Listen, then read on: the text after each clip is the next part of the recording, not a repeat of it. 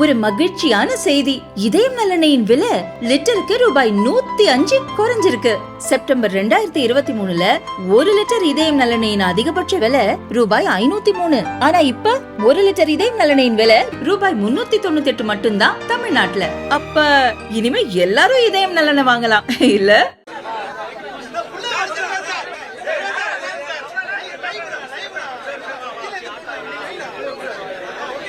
Shankar IAS அகாடமியில இன்னைக்கு ஒரு நல்ல ஒரு நிகழ்ச்சி நடந்தது. இங்க பயிற்சி பெற்ற இளைஞர்கள் சென்ட்ரல் சிவில் சர்வீஸ் எக்ஸாமினேஷன்ல தேர்ந்தெடுக்கப்பட்டு அவங்களுக்கு ஒரு வாழ்த்து கொடுக்கக்கூடிய நிகழ்ச்சி. இது ஒரு முக்கியமான நிகழ்ச்சி. ஏனென்றால் உலக அளவுல பாத்தீங்கன்னா சிவில் சர்வீஸ், அதாவது கவர்மெண்ட்டுக்கு உதவி கொடுக்கக்கூடிய சட்டங்கள் புரிஞ்சு நம்மளுடைய கான்ஸ்டிடியூஷனை புரிஞ்சுக்கிட்டு ஒரு சிஸ்டம்ல இந்த நாடு நடந்து வந்துட்டு இருக்கு. அதுல இளைய தலைமுறை சேருது.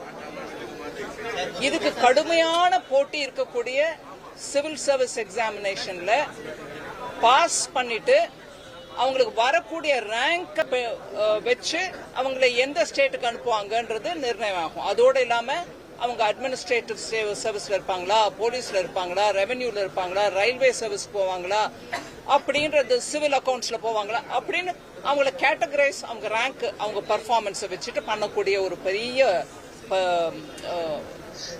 எக்ஸாமினேஷன். அது உலக அளவில் நான் முன்ன சொன்ன மாதிரி கடுமையான போட்டிங்கிறது, ஹை குவாலிட்டிக்கு போட்டி இந்த பயிற்சி மூலமா தான் நடக்குது. இந்த எக்ஸாமினேஷன் மூலமா தேர்ந்தெடுத்து வரக்கூடியவங்க நல்ல குவாலிட்டி, நல்ல ஹை லெவல்ல பெர்ஃபார்மன்ஸ் பண்ணக்கூடியவங்கன்னு தேர்வு ஆகுது. தமிழ்நாட்டில் இந்த சங்கர் அகாடமி மூலமாக பல வருஷங்களாக நிறைய பேர் தேர்ந்தெடுக்கப்படுறாங்க. இந்த வருஷம் தேர்ந்தெடுக்கப்பட்டவங்களோட நான் கொஞ்ச நேரம் அவங்களுக்கு வாழ்த்துக்கள் தெரிவிச்சுட்டு இப்ப திருப்பி டெல்லி போயிடுறேன். இது ஒரு பெரிய வெற்றி அவங்களுக்கு, நாட்டுக்கு. அதனாலதான் இது பேர் சிவில் சர்வீஸ். நாட்டுக்கு சிவில் சர்வீஸ் மூலமாக தொண்டு ஆற்றக்கூடிய அந்த வாய்ப்பு அரசு மூலமாக கொடுக்கப்படுகிறது. அதனால இந்த ஒரு எக்ஸாம் ரொம்ப முக்கியம். அதுல பயிற்சி பெற்று தேர்வானவங்க எல்லாருக்கும் என்னுடைய வாழ்த்துக்கள் நான் திருப்பி சொல்லிக்கிறேன். Shankar academy, Shankar IAS academy இங்க நல்ல அந்த கோச்சிங் கொடுக்கறாங்க, ட்ரைனிங் கொடுக்கறாங்க, அவங்களுக்கு அந்த எக்ஸ்போஷர் கொடுக்கறாங்க. நல்ல ட்ரைனர்ஸ், நல்ல டீச்சர்ஸ், முன்னாடி அனுபவம் இருக்கக்கூடிய சிவில் சர்வன்ஸ் அவங்க எல்லாம் இங்க அவங்களுக்கு பயிற்சிக்கு உதவுறாங்க. அதனால இந்த நல்ல ரிசல்ட்ஸ் கிடைக்குது. இங்க உங்களுடைய தமிழ்நாட்டில இருந்து வரக்கூடிய ஐஏஎஸ் ஐபிஎஸ் ஆபீசர்ஸோட நம்பர் இன்க்ரீஸ் ஆயிருக்கு. அதுல ஒரு வார்த்தை நான் முன்னாடி அதுக்கு கிளாரிஃபிகேஷன். நீங்க சொல்றது கரெக்ட். 90ஸ்ல இருந்து அந்த மண்டல் கமிஷன் இம்ப்ளிமெண்டேஷன் ஆரம்பிச்ச பிறகுதான் தமிழ்நாட்டிலேருந்து இன்னும் சில கேட்டகரி ஆஃப் ஸ்டூடெண்ட்ஸ்க்கு வாய்ப்பு கிடைக்குது. அதனால தான் நான் நம்பர் சொன்னேன். நீங்க பாத்தீங்கன்னா 1950லேருந்து ஐஏஎஸ்ல மாத்திரம் 600க்கு மேற்பட்ட நம்பர் இருந்திருக்கு. 2011லேருந்து நீங்க பாத்தீங்கன்னா சிவில் சர்வீஸ்ல 913 பேரோ ஏதோ நம்பர், 900க்கு மேற்பட்ட நம்பர் தமிழ்நாட்டிலேருந்து தேர்ந்தெடுக்கப்படுகிறாங்க. அதனால அந்த நம்பர் வளர்ந்துட்டு தான் வருது, குறையல. அதோட இல்லாம எல்லா விதமான சர்வீஸ்லயும் தமிழ்நாட்டிலேருந்து தமிழ் பேசக்கூடியவங்க, தமிழ்நாட்டில் வாழறவங்க, டாமிசைல் அப்படிங்கிற வார்த்தை. அதுல தெலுங்கு பேசுறவங்களும் தமிழ்நாட்டில் இருக்கலாம், கன்னடா பேசுறவங்களும் தமிழ்நாட்டில் இருக்கலாம், மலையாளம் பேசுறவங்களும் இருக்கலாம். அவங்க கணக்குன்னு எடுத்தீங்கன்னா தமிழ்நாட்டில் உறைவிடமாக இருக்கக்கூடிய மக்கள் எத்தனை பேர் தேர்ந்தெடுக்காங்க அந்த நம்பர் நான் சொன்னேன். 2011லேருந்து கணக்கு எடுத்தீங்கன்னா 913 or 17 அந்த மாதிரி நம்பர், ஓவர் 900 சூஸ் ஆயிருக்காங்க. எனக்கு இந்த நம்பர்ல ஆக்சுவலா எனக்கு பெரிய திருப்தி இல்லை. நான் இன்னும் நிறைய பேர் இருப்பாங்கன்ற எதிர்பார்ப்புல தான் இன்னைக்கு டிஓபிடி செக்ரட்டரிட்ட கேட்டு அந்த நம்பர் வாங்கிட்டு வந்தேன். ஆக்சுவலா நாங்கெல்லாம் காலேஜ் டேஸ்ல இருந்த போது இவ்வளவு கோச்சிங்க்கு முக்கியத்துவம் இருந்ததில்லை, இந்த மாதிரி அகாடமிஸும் இருந்ததில்லை. அதனால அப்போ சுய முயற்சியில தான் எல்லாரும் வந்துட்டு இருந்தாங்க. இன்னைக்கு அகாடமிஸ் இருக்கிறதுனால தமிழ்நாட்டு இளைஞர்கள் கவர்மெண்ட்ல நல்ல உயர்ந்த பதவிக்கு வரதுக்கான நல்ல வாய்ப்பு இது. அதனால நீங்க எந்த அகாடமி, சங்கர் அகாடமி இங்க இருக்கு, ஐ எம் ஷூர் தமிழ்நாட்டில் இன்னும் வேற எங்கெல்லாமோ அகாடமி இருக்கலாம். ஆனா இளைஞர்கள் தயவு பண்ணி முன்ன வரணுங்க. பாரத நாட்டின் சிவில் சர்வீஸ்ல தமிழ் மக்களுடைய பங்கேற்பு இன்னும் நிறைய இருக்கணும். அதனால பாஸ் பண்ணிட்டு நீங்க வெளில வந்தீங்கன்னா உங்களுக்கு நல்ல ஒரு வாய்ப்பு. நாட்டில் எங்கெங்கெல்லாமோ நீங்க பாத்தீங்கன்னா, நான் ஸ்டேட் முழுக்க டிராவல் பண்ணும்போது பார்த்தா திரிபுரால இருக்காங்க, நாகாலாந்துல இருக்காங்க, அஸ்ஸாம்ல இருக்காங்க, ஜம்மு காஷ்மீர்ல இருக்காங்க. அந்த மாதிரி நம்மளுக்கு இருக்கக்கூடிய திறமையை நல்ல உபயோகப்படுத்துறதுக்கு இது ஒரு நல்ல வாய்ப்பு. ஏரியா ஸ்பெஷலைசேஷன் பண்ணணும் அப்படின்னு சொல்லிட்டு யூத் 24 விட ஒரு 9% இன்க்ரீஸ் ஆயிருக்கு. நீங்க நேற்று கொடுத்திருந்தீங்க. வரி செலுத்தக்கூடியவர்களுக்கு நன்றின்னு சொல்லியிருந்தீங்க. ஆனா இன்னொரு தரப்பு என்ன சொல்றாங்க, நடுத்தர மக்கள் எல்லாம் வரி செலுத்தக்கூடிய நிலைமைக்கு ஆளாயிட்டோம், கஷ்டப்படுறவங்க. இது நான் உண்மையை சொன்னா நீங்க கொஞ்சம் மீடியான்றதுனால உங்களுக்கு சொல்றேன். தயவு பண்ணி நான் சொல்றத நிஜமா நீங்க உங்க ஆபீஸ்ல போய் ஆராய்ஞ்சு பாருங்க. நான் ஜிஎஸ்டி பத்தி பேசும்போது நான் தனிநபரா பேசல. அங்க இருக்கக்கூடிய ஒவ்வொரு மாநிலத்திலிருந்து வரக்கூடிய அமைச்சர்கள், நிதி அமைச்சர்கள் எல்லாரோட உட்கார்ந்து டிசிஷன் எடுக்கிறது தான் ஜிஎஸ்டி கவுன்சில். அதனால ஜிஎஸ்டினா ஐயோ மோதி போட்டுட்டார் வரின்னு அந்த லைன் இங்க எதுக்கோ வந்துட்டே இருக்கு. அது தப்பு. ஜிஎஸ்டி கவுன்சில்ல எல்லா மாநிலத்தோட பைனான்ஸ் மினிஸ்டர்ஸும் இருக்காங்க. இது நம்ம முதல்ல புரிஞ்சுக்கணும். ரெண்டாவது, பாத்தீங்களா நீங்க கேக்குற மாதிரி மிடில் கிளாஸ் மேல கூட வரி போட்டாங்க இல்லைங்க. ஜிஎஸ்டி பிறக்கிறதுக்கு முன்னாடி 2017க்கு முன்னாடி கூட வேல்யூ ஆடட் டாக்ஸ் VAT, அதோட இல்லாம ஸ்டேட்ல எக்ஸைஸ் ஆக, அதை தவிர ஸ்டேட் லெவல்ல இருந்த எத்தனையோ அடிஷனல் டாக்ஸஸ், கிட்டத்தட்ட 17 வரிகளும் 8-9 செஸ்ஸும் கலந்துதான் இன்னைக்கு ஜிஎஸ்டி ஆயிருக்கு. அது ஒவ்வொரு மாநிலத்திலும் இருந்த வரிகள் எல்லாம் சேர்த்து போட்டுதான் கலந்து ஜிஎஸ்டி பண்றாங்க. அதனால ஜிஎஸ்டி வந்த பிறகுதான் நம்ம மிடில் கிளாஸ் மக்களுக்கோ ஏழை மக்களுக்கோ அவங்களுடைய தினசரியில உபயோகிக்கக்கூடிய பொருட்கள் மேல வரி வந்துருச்சு அப்படின்ற அந்த வாதம் தப்பு. ஜிஎஸ்டி வரதுக்கு முன்னாடியில இருந்தே வரி இருந்துச்சு. ஆனா ஜிஎஸ்டி வந்த பிறகு நீங்க வந்த பிறகு நீங்க என்ன பண்ணீங்கன்னு கேட்டீங்கன்னா, முன்னாடி இருந்த வரி விகிதத்தை விட ஜிஎஸ்டி வந்த பிறகு வரி விகிதம் குறைஞ்சிருக்கு. அண்ட் இப்ப நடக்கிற முயற்சி, அதாவது குரூப் ஆஃப் மினிஸ்டர்ஸ் மூலமா நடந்துட்டு இருக்கிற முயற்சி இன்னும் அதை குறைக்கிறதுக்கு தான். அதனால ஜிஎஸ்டி வந்த பிறகுதான் நம்மளுக்கு வரி வந்துருச்சுன்றது தப்பான வாதம். ஏன், இதுக்கு முன்னாடியும் இருந்துச்சு. ஆனா கடைகள்ல பில்லு கொடுக்கும் போது அதை காட்டியிருக்க மாட்டாங்க. இப்ப கடைகள்ல பில்ல சென்ட்ரல் ஜிஎஸ்டி, ஸ்டேட் ஜிஎஸ்டி அப்படின்னு கிளியரா போட்டு உங்க கையில கொடுக்கறதுனால நம்மளுக்கு இப்ப தோணுது, ஓஹோ இப்பதான் நம்ம கட்டுறோமா, ஜிஎஸ்டி வந்த பிறகுதான் வரி கட்டுறோம் போல் இருக்கு அப்படின்னு தோணுது. தப்பது. முதலையும் இருந்துச்சு, இப்பவும் இருந்துச்சு. இப்ப நேர்மையாவும் வெளிப்படையாவும் அந்த பில்லுல நாங்க போடுறோம், இத பாருங்க இந்த ஐட்டம்க்கு 5% வரி, அதுல 2.5 மாநிலத்துக்கு போகுது, மீதி 2.5 மத்திய அரசுக்கு வருது. அதை போட்டு காட்டுறதுனால இப்பதான் வரி வந்துருச்சுன்னு நினைக்கிறாங்க. இல்ல. லாஸ்ட் பாயிண்ட், ஜிஎஸ்டியில் எடுக்கக்கூடிய ஒவ்வொரு தீர்மானமும் எல்லா மாநில அமைச்சர்களுடைய ஒப்புதல் சேர்ந்துதான், அவங்களுடைய ஒப்புதலுடன் தான் டிசிஷன் நடக்குதே தவிர நான் ஒத்தி மாத்திரம் எனக்கு வேணும் இந்த வரி கொடுங்கன்னு கேட்க முடியாது. அதனால ஜிஎஸ்டியை பத்தி நான் மீடியாவை தயவு பண்ணி கேட்டுக்கிறேன், கொஞ்சம் மக்களிடையே இதை பத்தி உணர்வு, அதாவது இதை சரியான புரிதலை ஏற்படுத்த முயற்சி பண்ண வேண்டுமா. மேம், கேஷ் சென்சஸ் பத்தி உங்களுடைய இது எப்ப அது 6% is the requirement for education is what the education is saying. 6% of the budget, yeah, GDP. But then we are not getting it. We are not getting that. But you know, ma'am, when you ask this question, it is right. It's good for you to ask this question. But education is both a center and state subject. So when I present the budget, it is only the central expenditure which gets captured in it.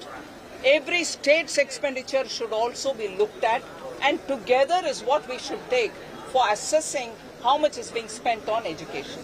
So just not the central government, because it's a subject under both center and state. ஜாதிவாரி கணக்கெடுப்பு வந்து நடக்கும்போது மத்திய அறிவிச்சிருந்தீங்க. So வந்து திமுகவுக்கு கிடைத்த வெற்றி அப்படின்னு சொல்லிட்டு அவங்க கிளைம் பண்றாங்க, இந்தியா கூட்டணிக்கு கிடைத்த வெற்றி அப்படின்னு கிளைம் பண்றாங்க. முதல்ல ஜாதிக்கு வெற்றி திமுக தேடுதா? சமத்துவம் நீங்க கேட்ட கேள்விக்கு பதில் சொல்றேன். ஜாதிய பற்றி விஷயத்தில் திமுக வெற்றி தேடுதா? மத்திய அரசு சென்சஸ்ல நாங்க கொண்டு வரோம்னு சொன்னோம். தப்பு ஒண்ணு இல்ல, பல பேர் கேட்டிருக்காங்க.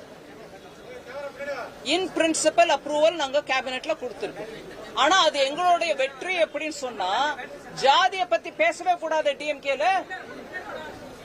அதனால எல்லாத்திலையும் அரசியல் ரீதியா லாபத்தை தேடுறதுக்கு முயற்சி பண்ணக்கூடாது. தமிழ்நாட்டுல சமத்துவத்தை கொண்டாங்க. சென்சஸ் வரும் எப்படியா இருந்தாலும், அதுல இந்த டேட்டா வரும் எப்படியா இருந்தாலும், எல்லாருக்கும் அந்த டேட்டா வெளிப்படையா உதவுறதுக்கு தான் சென்சஸ் மூலமா எடுக்கிறோம். அதனால இதுல உடனே ஒரு குயுக்தி அதை திருப்பிக்கிட்டு நாங்க போராடினதால தான் எங்களுக்கு வந்துச்சுன்னு சொல்ல வேணாம். இன்னைக்கும் நான் தெருவுல போகும்போது போர்டு பாக்குறேங்க, ஜாதி பேருடன் பேரு இந்த தமிழ்நாட்டுல இன்னைக்கும் இருக்குது. ஜாதி விவகாரத்துல இன்னைக்கும் கழிவு, மனித கழிவை குடிநீர்ல சேர்க்கறது இந்த தமிழ்நாட்டுல தான் நடந்திருக்கு. எங்கேயும் நம்ம கொஞ்சம் ஒரு விதமா நாங்க நல்லா முன்னேறிட்டு இருக்கோம், வடக்குல சில ஸ்டேட்ஸ் பாருங்க முன்னேறல அப்படின்னு சொல்றாங்களே, அந்த ஸ்டேட்ல கூட இந்த மாதிரி மனித கழிப்பை கொண்டு போய் தண்ணியில குடிக்கிற தண்ணியில சேர்க்கல. அதனால இந்த விஷயத்துல அரசியல் ரீதியா பார்க்காம, இதனால நம்ம அதுல இருந்து வரக்கூடிய டேட்டாவை வச்சுக்கிட்டு பின்தங்கி இருக்கிறவங்களுக்கு எப்படி இன்னும் வாய்ப்புகள் கொடுக்க முடியும்ன்றத பத்தி யோசிக்கணுமே தவிர, கொஞ்சம் நாங்க வென்றோம் நீங்க தோத்தோன்ற அந்த பேச்சை கொஞ்சம் விட்டுறணும். மத்திய அரசு இன்னும் நிதி கொடுக்க மாட்டேங்குது, இருந்தாலும் தமிழகம் தொடர்ச்சியாக முன்னணியில இருக்குன்னு முதல்வர் சொல்லிட்டே இருக்காரு. நான் ஒவ்வொரு முறையும் பேசிட்டு தான் இருக்கேன், எவ்வளவு நம்ம கொடுக்கறோம் எவ்வளவு கொடுக்கல, எல்லா ஸ்டேட்டுக்கும் எப்படி கொடுத்துருக்கோம். எனக்கு பிரைவேட்டா சில மெம்பர் கிட்ட, அதாவது ஆளுங்கட்சி இங்க இருக்கக்கூடிய ஆளுங்கட்சி கிட்ட இருந்து மெம்பர் கிட்ட இருந்து நான் பேர் எடுக்க விடும்போது அவங்க கிட்ட இருந்து மெசேஜ் வருது, நன்றிங்க வேலை வாய்ப்பு திட்டம் இருக்கு பாருங்க, கிராமப்புற வேலை வாய்ப்பு திட்டம் மன்ரேகா, அதுக்கும் பணம் கொடுத்துருக்கோம். ஓ நன்றி, அந்த பணம் வந்துருச்சு. பிரைவேட்டா எனக்கு நன்றி, பப்ளிக்கா இது நீங்க புரிஞ்சுக்கிட்டா சரிதான். ஒரு சீரியஸான இஷ்யூ என்னன்னா, சிபிஎஸ்சியில படிக்கிற ஸ்டூடெண்ட்ஸ்க்கு 3rd, 5th and 8th 30 மார்க்குக்கு கீழே வாங்கினா ஃபெயில் பண்ணுங்க, ஆல் பாஸ்ங்கிற சிஸ்டமே வேணாம்னு சிபிஎஸ்சி சொல்றாங்க. இதுக்கு வந்து கடுமையான ஒரு எதிர்ப்பு தமிழ்நாட்டில இருந்து வந்திருக்கு. இது தேசிய கல்விக் கொள்கையோட ஒரு ஆரம்பம் தான் அப்படின்னு சொல்றாங்க. ஆல் பாஸ் சிஸ்டம் வேணாமா, இது குழந்தைகளுடைய மனநிலையை சிதைக்கும், சின்ன குழந்தை அப்படிங்கிற மாதிரியான இது ஒரு வெரி காம்ப்ளெக்ஸ் இஷ்யூ. பாஸ் ஆனாதான் குழந்தைக்கு ஃபியூச்சர் அப்படின்றதுனால எல்லாரையும் பாஸ் பண்ண வச்சுட்டு, அதுல கூட ரொம்பவே இன்னும் ஒரு வருஷம் படிச்சாதான் இந்த பிள்ளைக்கு நல்ல ஒரு அறிவு, அதாவது அந்த அளவு லேர்னிங் கிடைக்கும் அப்படிங்கறத கூட யோசிக்காம எல்லாரையும் பாஸ் செய்யறதுனால மாத்திரம் சைக்காலஜி இம்ப்ரூவ் ஆகும்ன்றது இல்லைங்க. இத படிப்பின் குவாலிட்டியை பத்தி யோசிக்கணும். அதுக்கு ஒவ்வொரு மாநிலமும் கூட முயற்சி எடுக்கணும். படிப்போட குவாலிட்டி குறைய குறைய பிள்ளைகளோட எதிர்பார்ப்பும் ஜாஸ்தி ஆகுது. அதுவும் அந்த மனநிலையும் யோசிங்க. அவங்க காலேஜுக்கு வரும்போது ஏங்க நாங்க குவாலிஃபை ஆகுறதுல ஐஐடி யோசிக்கும் போது, அப்ப குவாலிட்டி என்னாச்சு, எல்லாரையும் ஒட்டு மொத்தமா பாஸ் பண்ணிட்டே போறதுனால. அதனால இதெல்லாம் பிளாக் அண்ட் ஒயிட் பதில் சொல்ல முடியாதுங்க. அந்த விஷயத்தை இன்னும் அந்த நிபுணர்களோட உட்காந்து பேசி முடிவெடுக்கணும். ஐயா நீங்க ஏதோ கேட்டீங்க. தொடர்ந்து எந்த ஒரு திட்டம் தமிழ்நாட்டை செயல்படுத்தினாலும் மத்திய அரசுக்கு எதிராகவே சட்டமன்றத்தில் தீர்மானம் நீங்க எப்படி பாக்குறீங்களோ அப்படிதான், நீங்க கேள்வியில் எப்படி பாத்தீங்களோ அப்படிதான் நானும் பாக்குறேன். எந்த ஒரு செயல்பாட்டுக்கும் இங்க ஒரு தீர்மானம் வந்துடும், இல்ல இதை நாங்க ஒத்துக்க மாட்டோம், தமிழர்களின் மனோநிலை எப்படி இல்ல அப்படின்னு சொல்லுவாங்க. தமிழகத்துல கிரானைட் ஊழல்களை கொண்டு வந்து ஒரு நிமிஷங்க, நீங்க ஒத்தரே கேக்குறீங்க, இவங்க ஒத்தரே கேக்குறாங்க, வேற யாராவது கேட்கணுமா? வரேன் உங்ககிட்ட வரேன். Ma'am, you also said about the caste census issue where it has been politicized. Can you also say about it is not only DMK, whether it is in Uttar Pradesh or in Bihar, so there have been opposition been criticizing it. It is also nobody is criticizing. எனக்கு புரிஞ்ச வரைக்கும் DMK யும் criticize பண்ணல. They are claiming the victory for themselves. அதேதான் நார்த்லயுமே நீங்க கேக்குற கேள்வி அதுதான். In English I'll tell you, opposition is not there for having brought census head count into the caste census, jati census into the caste into the survey, the census survey. The census will include it has been announced. Nowhere is people saying no, but the opposition which is saying it because you're doing what we've been demanding. That is all the line which I'm saying. சொல்லுங்க நீங்க. தமிழகத்துல granite ஊழல்களை கொண்டு வந்த முன்னாள் IAS சகாயம் IAS உயிருக்கு ஆபத்துன்னு சொல்லி வெளிப்படையா சொல்லியிருக்காரு. நேர்மையாக இந்த வழக்கு விசாரிக்கப்படணும். யார் விசாரிச்சுட்டு இருக்காரு? இல்லைங்க, விசாரிச்சுட்டு இருக்கிறது யாரு? தமிழகத்தில் விசாரணை போயிட்டு இருக்கு. பின்ன இல்லைங்க, நீங்க அந்த கேள்வி என்ன கேட்க கூடாது. விசாரணை செய்ய ஒரு நிமிஷம் கேளுங்க, நான் என்னோட முறையில பதில் கொடுக்கறேன். விசாரணை செய்யறது தமிழ்நாட்டுல, விசாரிக்கப்படுவது ஒரு அதிகாரிய, இன்னும் 4-5 பேரை. அவங்கள ஒரு பயம் வருது, எனக்கு ப்ரொடெக்ஷன் வேணும்னு கேட்கற மாதிரி நீங்க சொல்றீங்க. சோ விசாரணை ஃபேரா நடந்துச்சுன்னா அந்த பயம் இருக்கக்கூடாது. பிஜேபி கவர்மெண்ட் வந்து ஊழல் கூட்டணி, அந்த கூட்டணி தோல்வி கூட்டணி, கட்டாய கூட்டணி அப்படின்னு முதலமைச்சர் சட்டப்பேரவை உட்பட அவர் சொல்லக்கூடிய இடங்கள்ல எல்லாம் வந்து சொல்லிட்டு இருக்காரு. அதே போல கூட்டணி கட்சியினர் கூட விமர்சனம் பண்ணிட்டு இருக்காங்க. அது கூட்டணியை பற்றி விமர்சிக்கிறதுக்கு முன்னாடி கோர்ட் மூலமா அமைச்சரா உட்கார்ந்து இருக்கிறவங்களை கோர்ட் மூலமா கேள்வி கேட்டு பதவி விலக வேண்டிய நிர்பந்தம் யாருக்கு வந்துச்சு? எந்த கூட்டணிக்கு வந்துச்சு? திமுக கூட்டணிக்கு வந்துச்சா இல்ல வேற யாருக்கா வந்துச்சா? ஊழல் காரணமாக கோர்ட், சுப்ரீம் கோர்ட் வரைக்கும் போய் இன்னைக்கு தேதிக்கு 2 அமைச்சர்கள், ஒரு அமைச்சர் ஊழல், இன்னொரு அமைச்சர் இன்னொரு விஷயம், இறங்கிக்கிட்டே இருக்காங்க பதவி. இல்ல கோர்ட் மூலமா கேள்வி கேட்டுட்டே இருக்காங்க. அப்பேற்பட்ட கூட்டணியை நடத்துற மாண்புமிகு அமைச்சர், முதலமைச்சர் அவர்கள் எங்க கூட்டணியை பத்தி பேசினா எனக்கு கொஞ்சம் என்ன புரியலைங்க. இது யார பத்தி பேசுறது? இங்கிலீஷ்ல சரி, இங்கிலீஷ்ல who's quoting the Bible வாங்க. நான் அந்த வார்த்தையை உபயோகிக்கல. எஸ்ன்னு ஆரம்பிக்கும் இல்லீங்களா? நம்ம எல்லாருக்கும் புரியும். அந்த மாதிரி இருக்குது வேற விவகாரம். உங்க கூட்டணியில ஆஃப் பண்ண வேண்டாம்ப்பா, நான் டிஎம்கே பத்தி சொல்றேன், வச்சுக்காங்க. உங்களுக்கு போனோம் செய்தி, உங்க தலையத்துக்கு போனோம். நீங்க கேமரா ஆஃப் பண்ணிட்டா உங்களுக்கு ஜாக்கிரதை. அவர் சொன்னார் பாருங்க, என்கொயரி நடந்துட்டு இருக்கு, எனக்கு ப்ரொடெக்ஷன் வேணும்னு. உங்களுக்கு ப்ரொடெக்ஷனுக்கோசம் நீங்க ஆஃப் பண்ணிடாதீங்க. மீ சேனல் மூலமா எப்படியா இருந்தாலும் போகும், வைங்க, ஆன்ல வைங்க. அதனால ஊழல் கூட்டணிக்காரங்க எங்க கூட்டணியை பத்தி பேசினா எனக்கு சிரிப்பு வருது. சரிங்களா? கிளம்புறேன், ஃபிளைட்டுக்கு நேரம் ஆயிடுச்சு.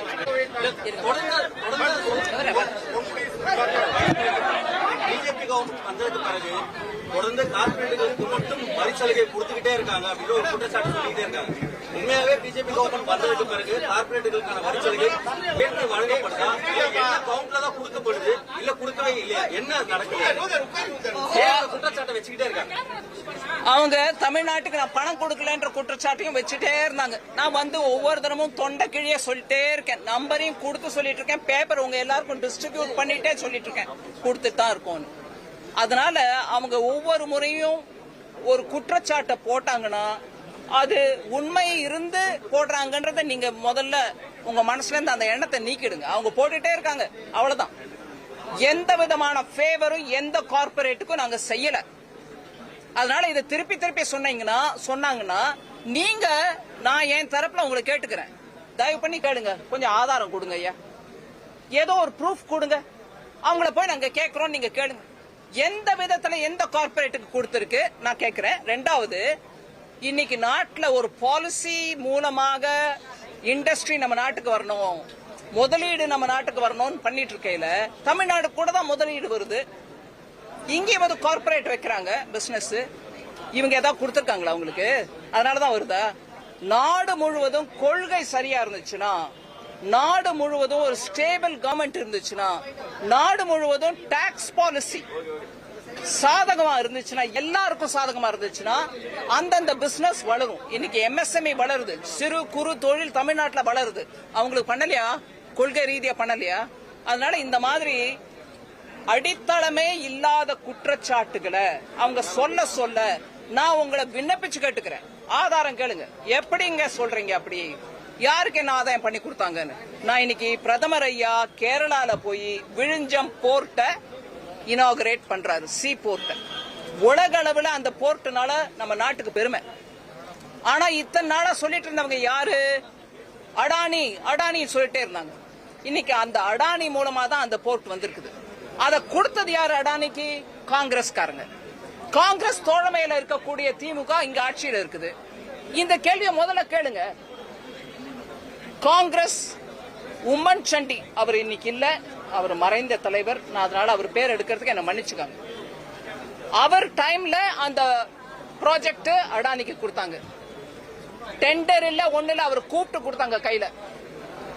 அப்படி செஞ்ச காங்கிரஸ் இன்னைக்கு தமிழ்நாட்டில் உட்கார்ந்துட்டு இருக்கும் போது கூட்டணியில இந்த மாதிரி கார்பரேட் கொடுத்துட்டேன்னா அது கார்பரேட் கொடுத்ததா இல்லையா கேளுங்க பின்ன.